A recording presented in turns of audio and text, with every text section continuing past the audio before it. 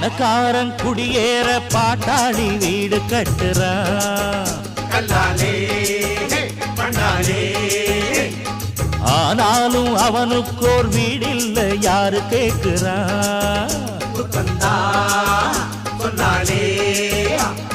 பல பேரு தான் உடுத்த நெசவாளி நூல நெய்யறான். அட ஆனாலும் அவன் உடுத்த வேட்டி இல்ல யாரு கேட்கிறான்.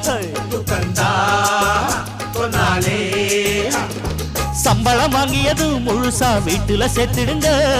மத்திய யார் பறிப்பா பறிச்சா முட்டிய பேத்திடுங்க. அஞ்சாம தொழில செஞ்சா நம்ம யாராச்சும் அசப்பானா?